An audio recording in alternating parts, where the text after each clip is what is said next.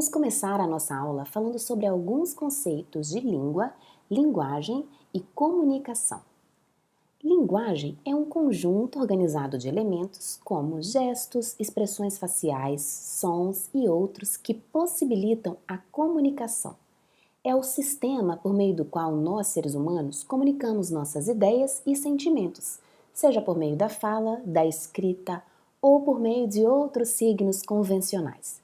Também pode ser considerada como a capacidade que os seres humanos têm para produzir, desenvolver e compreender a língua e outras manifestações, como a pintura, a música e a dança.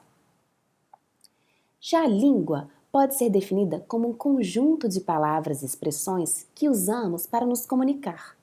E para que essa comunicação aconteça, os membros dessa comunidade devem conhecer o alfabeto e a gramática. Por exemplo, para que as pessoas possam se comunicar aqui no Brasil por meio da nossa língua portuguesa, é necessário conhecer o idioma. E se a comunicação for oral, é preciso saber falar o português. E se for escrita, é preciso saber escrever. Bom, e para entender melhor a definição de comunicação, vamos tentar entender primeiro a origem de seu significado, ou seja, a sua etimologia. A palavra comunicação, ela deriva do latim comunicare, que significa compartilhar. Compartilhar alguma coisa, colocar algo em comum. Sendo assim, a comunicação é um fenômeno que faz parte, ou seja, inerente à relação que os seres vivos mantêm quando se encontram em grupo.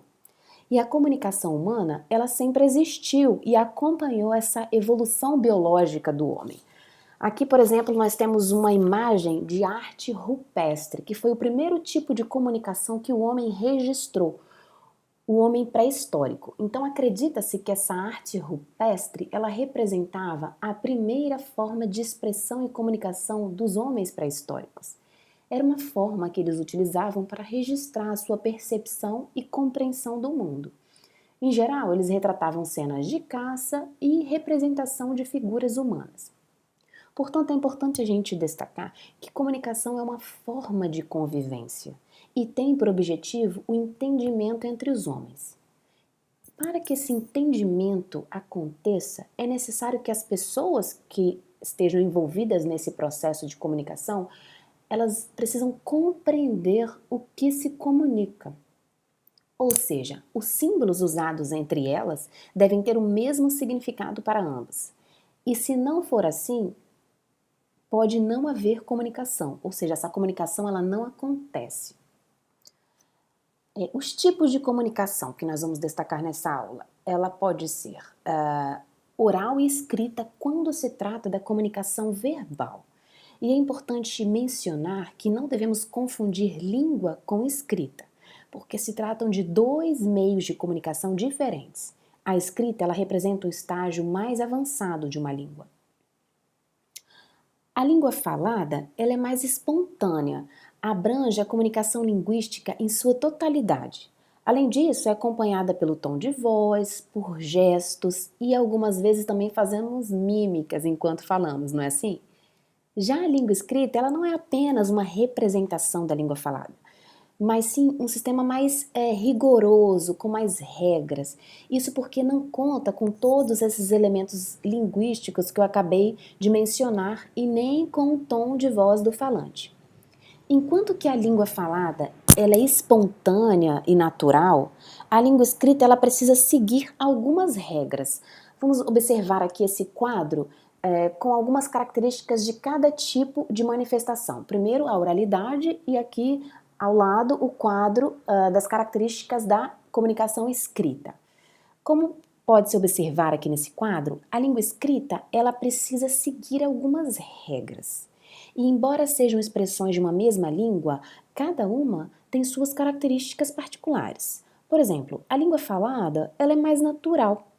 Aprendemos a falar imitando o que ouvimos, não é assim?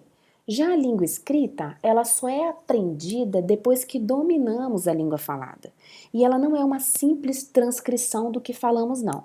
Está muito mais ligada às normas gramaticais. Por isso que é importante ter mais atenção e conhecimento de quem fala.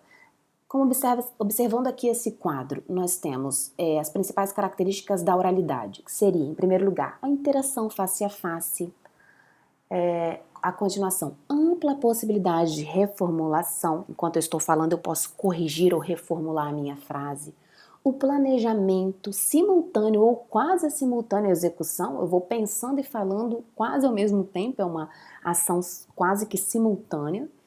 Impossibilidade de apagamento, eu posso corrigir, mas eu não posso apagar o que eu acabei de falar. E sem condições de consulta a outros textos. Então, assim, o que já acontece na escrita, né? Ela tem uma livre, na comunicação escrita, existe uma livre possibilidade de consulta a outros textos. A interação, ela não acontece face a face, como na oralidade, ela acontece à distância. A reformulação é privada e promovida apenas pelo escritor. Então, somente ele tem acesso a esse texto. E existe um planejamento enquanto se escreve. Também a possibilidade de revisão para operar as correções. É possível revisar, corrigir tudo que está sendo produzido naquele texto. E como nós já mencionamos anteriormente, existe uma livre possibilidade de consulta a outros textos. Bom, essas são as principais características, mas também existem outras que nós vamos ver em alguns exercícios em atividades futuras. A nossa aula termina por aqui e até a próxima.